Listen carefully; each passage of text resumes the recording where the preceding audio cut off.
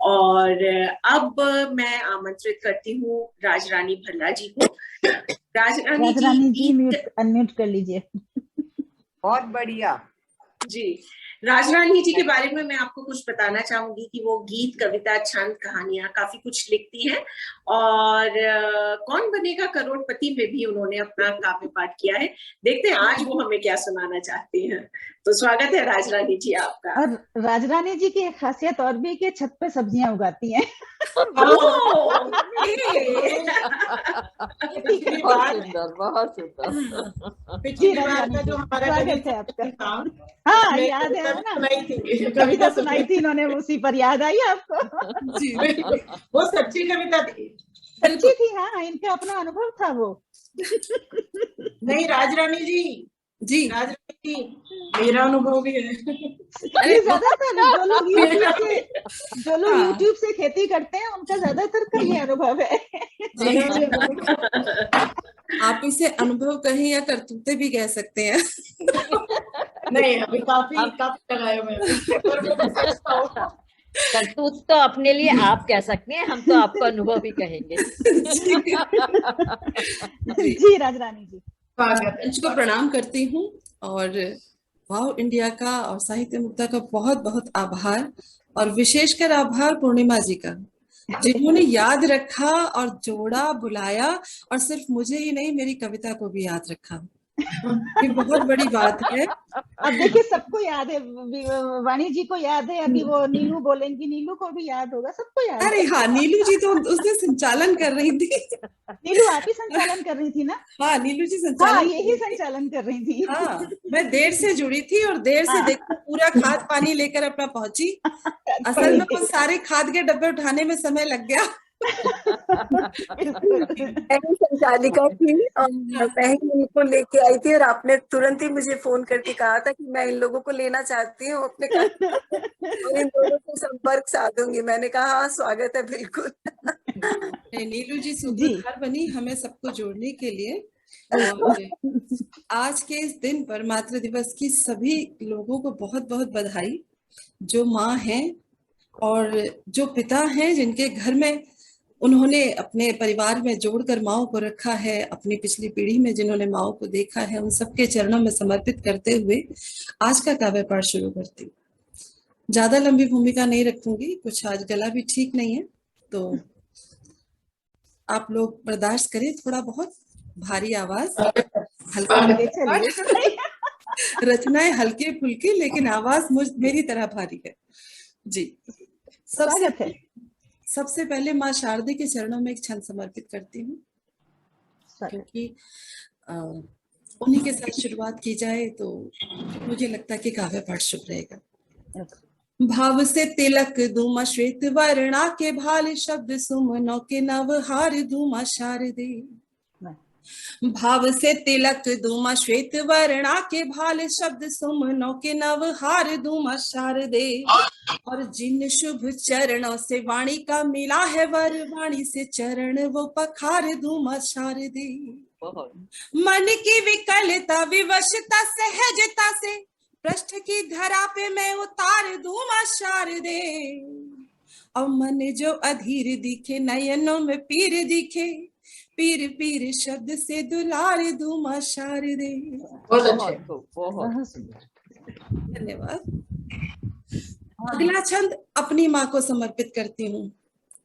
वो इस समय प्रोग्राम देख भी रहे हैं। मेरी मम्मी का नाम श्रीमती सविता राजपूत, संघर्षों की एक अद्भुत मिसाल।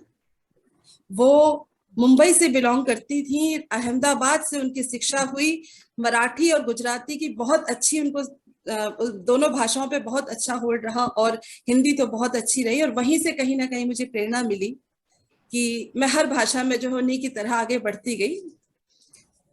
4 पंक्तियां पहले मम्मी को समर्पित करती हूँ। लव यू मम्मा। तुमने मुझे ज़बान दी, जज्बात दिए हैं, ममता की छाव में पगे दिन रात दिए हैं। तुमने मुझे ज़बान दी, जज्बात दिए हैं। ममता की छाव में पगे दिन रात दिए हैं। हाथों की लकीरों में मेरा भाग्य हो न हो, लिखने को भाग्य तुमने मुझे हाथ दिए। लिखने को भाग्य तुमने मुझे हाथ दिए हैं। बहुत अच्छे। और उन्हीं के जीवन संघर्षों को दिखाती हुई ये कुछ पंक्तियां आप लोगों के बीच रखती हूँ कि एक कोमलांगी जो मुंबई से निकलती है और यूपी के एक बहुत ही सुदूर इलाके के गांव में ब्याही जाती है, सुबह 4 बजे से चक्की पीसती है। और वो उन दिनों में, जब मेरी मदर का जन्म 1935 का है, तो उन्होंने उस काल में 9वीं तक पढ़ाई की थी, जब लड़कियां स्कूल नहीं जाया करती थी। और उसके बाद भी उन्होंने जो है चक्की से आटा भी पीसा और पानी भी भरकर लाई, वो सारे कष्ट सहे। और आज इस मोड़ पर हमारा हक बनता है कि हम उनके चरणों में ये पंक्तियां समर्पित करें। बिल्कुल। रात रात आधी हो भले या भोर की पहली किरण, रात आधी हो भले या भोर की पहली किरण, द्वार से उसके कभी भूखा न जाता था कोई। द्वार से उसके कोई भूखा न जाता था कभी, जग कलश मटके सभी रहते थे गर्दन तक भरे। कोई भी बर्तन हमें सूखा न पाता था कभी। बहुत अच्छे शब्द हैं। सही बात, सही बात। और भाव। कोई भी बर्तन हमें सूखा न पाता था कभी, और फूल से वो हाथ चाकी खींचते थे भोर में, शोर पाटों का विहग दल को जगाता था कभी। वाह, बहुत वाह। शोर पाटों का विहग दल को जगाता था कभी, और बिन किसी श्रृंगार के लगती थी हमको मोहिनी। बिन किसी श्रृंगार के लगती थी हमको मोहिनी, मेरी माँ के रूप से चंदा लजाता था कभी। चंदा लजाता था कभी। बहुत सुंदर। मेरी माँ के रूप से चंदा लजाता था कभी। जैसा अभी विधि जी ने कहा कि वो जिस माँ का उन्होंने जिक्र किया कि उन्हें 4 कोस से लोग देखने आते, तो मेरी माँ वैसी ही माँ थी जिन्हें गांव-गांव से लोग देखने आते थे जब वो सोमवार की पूजा के लिए निकलती थी कि हाँ, सुखबीर जी की बहू को देख के आना है, वो बहुत सुंदर है। एकमात्र महिला थी गांव की जो कि दूध के समान गोरी थी और बहुत सुंदर थी, बहुत लंबे बाल थे। हमने तो कुछ नहीं पाया उनके रूप के आगे। तो और एक अगला छंद उस माँ को समर्पित जो युगों युगों से कुमाता का कलंक सहती आई है। सतयुग की सबसे बड़ी घटना की सूत्रधार हुई और सिर पर कुमाता का कलंक धारे हुए माँ कैकेयी के चरणों में ये अगला छंद। सबसे पहले एक मुक्तक पढ़ूंगी, बड़ा मन है, वो भी माँ कैकेयी के लिए लिखा था किसी समय। ठीक है।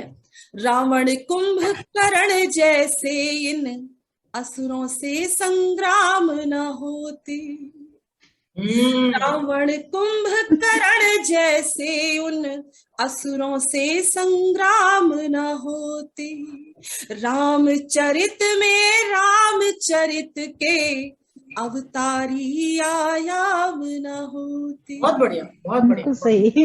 यदि कहीं माँ कैकेयी ने वनवास नहीं मांगा होता और भले सब कुछ हो जाता, लेकिन राम ना होते, रामायण ही नहीं होती। बिल्कुल, बिल्कुल। क्योंकि बहुत पहले मैंने किसी कवि के मुख से सुना था कि राम बन गए तो बन गए। बिल्कुल। वहीं से ये राम को आधार राम बनाने में कैकेयी का और साथ में मंथरा का दोनों का हाथ रहा है। बहुत अगर ये ना होती तो राम राम ना होते। सही बात, बहुत सही जी। और वो छंद जिसके लिए मैंने पूरी भूमिका बांधी जी। राम को जो त्याग दिया, राम से जो राज लिया, राम के ही नाम को उचार के माँ कैकेयी। राम को जो त्याग दिया, राम से जो राज लिया, राम के ही नाम को उचार के माँ कैकेयी। राम की ही सारी माया, राम का किया कराया, राम के ही काज को संवार के माँ कैकेयी। लाल भी विमुख हुए, दूर सारे सुख हुए, दिखती कलंक सिर धार के माँ कह गई। और राम जी तो राम हुए, पूर्ण सारे काम हुए, डूब गई सबको ही तार के माँ कह गई। क्या बात, क्या बात, डूब गई सबको ही तार के माँ कह गई। बस अब एक रचना जो कि मन के बहुत करीब है, और जितनी भी यहाँ पर मेरी सखियां मौजूद हैं, और मुझे लगता है सभी लोग कभी ना कभी इस दौर से गुजरी हैं कि नौकरी के दौरान माँ बनने का सुख प्राप्त हुआ, और जब मैटरनिटी लीव खत्म होती है उसके बाद जो जाने की पीड़ा थी वो हर महिला ने सही, और वो 6 महीने के बाद का जो बिछो है, वहां से ये पंक्तियां उठी हैं। आपका समर्थन चाहूंगी, और पूरे मन से लिखी है, पूरे मन से सुनिएगा जी। इसकी शुरुआत में एक मुक्तक है कि खुशी का एक निवाला भी सभी में बांट देती है, बनाने को नई काया वो निज तन छाट देती है। बहुत बढ़िया। और सारी रात सहलाती है माथा सोए बच्चे का। अरे भाई राज रानी, अरे में पल भर को कभी माँ डांट देती है। अरे यार कर क्या रही हो? बहुत बहुत आभार। दिल जीत लिया आपने। वाह राजरानी जी, जीत लिया। दिल जीत लिया दिल कितना गदगद हो चुका होगा कि जिनकी रचना पर मैं आंसू पोंछते नहीं रुक रही थी। सच मानिए, आपकी रचना ने और मंजू जी की रचना ने मेरे आंचल के छोर को कई बार भिगोया। अब अगर मैं आप रुकिए एक मिनट। अब मेरी बारी। आपने बोला था ना लव यू माँ, तो आई लव यू राज रानी जी, आपके कलम को प्रणाम करती हूँ। Love you too. मतलब एक एक पंक्ति, एक एक शब्द क्या चुनकर लाई हो यार, चुनकर लाई हो राज रानी जी, मजा आ गया। अब आप सम्मान आपको दिखाना पड़े। बहुत बढ़िया, आभार, बहुत बढ़िया। तो जो मेरी रचना है, मैं 6 महीने बाद के दृश्य को आप देखिए। उसे दोबारा पढ़िए। किसे? अभी जो मुक्तक पढ़ा दोबारा पढ़िए। जी जी जी।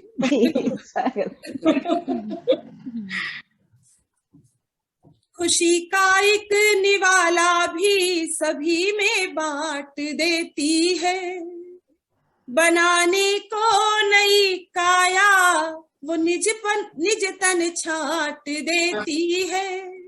और सारी रात सहलाती है माथा सोए बच्चे का, अगर गुस्से में पल भर को कभी माँ डांट देती है। क्या बात है, क्या बात है। अब कविता तक आपको लेके चलती हूँ। स्वागत। शुरुआत करते हैं, जब माँ घर से निकल जाती है तो पीछे क्या दृश्य है, माँ के मन की व्यथा, सब कुछ आप तक पहुंचेगा जी। रस्ती की धूप प्यार की गागर को छल गई। वाह। रस्ती की धूप प्यार की गागर को छल गई, बच्चों को घर पे छोड़ माँ घर से निकल गई। बच्चों को घर पे छोड़ माँ घर से निकल गई।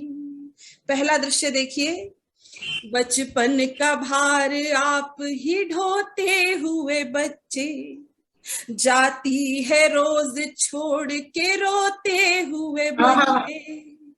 दिन डूबने पे प्यार लुटाने को जो लौटे, मिलते हैं बिना खाए ही सोते हुए बच्चे। क्या बात। मिलते हैं बिना खाए ही सोते हुए बच्चे। छाती की स्नेह धार को बोतल निगल गई, बच्चों को घर पे छोड़ माँ घर से निकल गई। क्या बात, क्या बात। गोदी में खिला। कविता बहुत लंबी है, सिर्फ आप तक 2 या 3 छंद पहुंचाऊंगी। यहाँ अब आप वो दृश्य देखिए, जब माँ तो निकल गई है, बच्चा पीछे अकेला है, क्या सोच रहा है।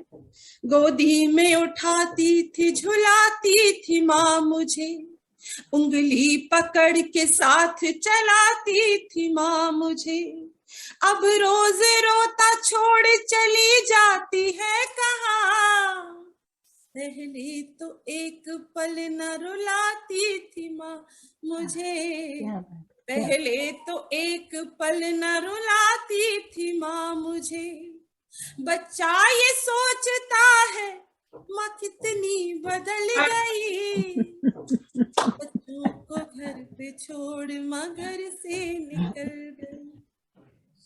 और अंतिम बंद है इस कविता का, जहां पर आप देखेंगे कि कैसे उसका जो सारा संघर्ष है वो अपने सब बच्चे के सामने रखती है और कहती है तुम न्याय करो।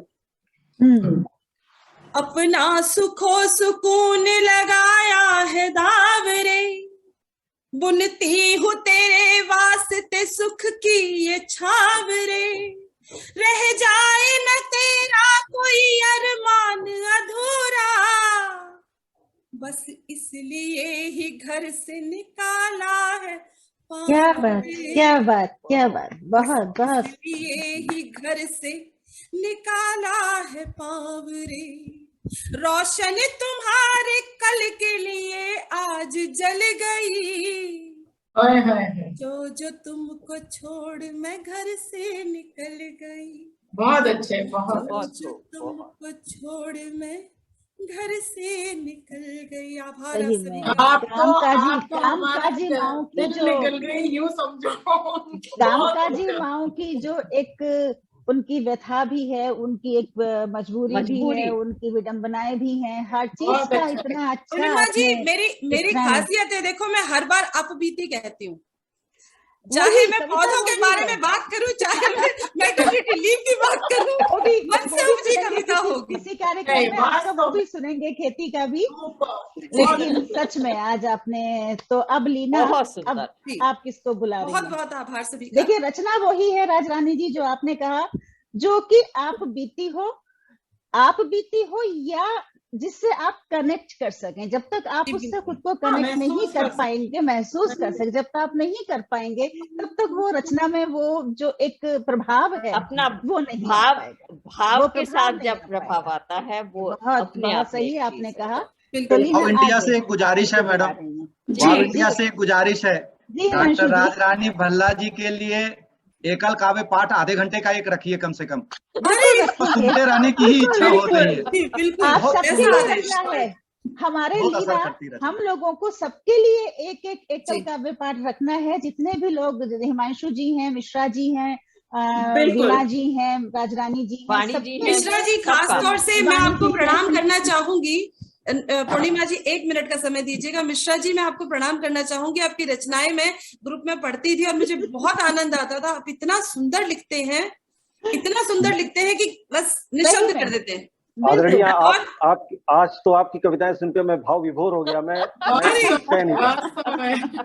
हम लोग तो चलिए जो है सो है, पर आप जो, मतलब मैं सच बताती हूँ, कई बार आपकी कविताएं पढ़कर ऐसा लगता है कि मैं अपने कोर्स की किताबें पढ़ रही हूँ। इतनी अच्छी हिंदी यार। हम लोग तो, हम वो है जो 8वीं में हिंदी का साथ छोड़ बैठे थे, हमें नहीं छोड़ा। राजरानी जी मेडिकल की फील्ड से हैं, राजरानी जी मेडिकल की फील्ड से हैं, और इस समय मैं एडवोकेट हूँ। हाँ, इस समय एडवोकेट है। आपने सारे रास्ते देख रखे हैं। जी।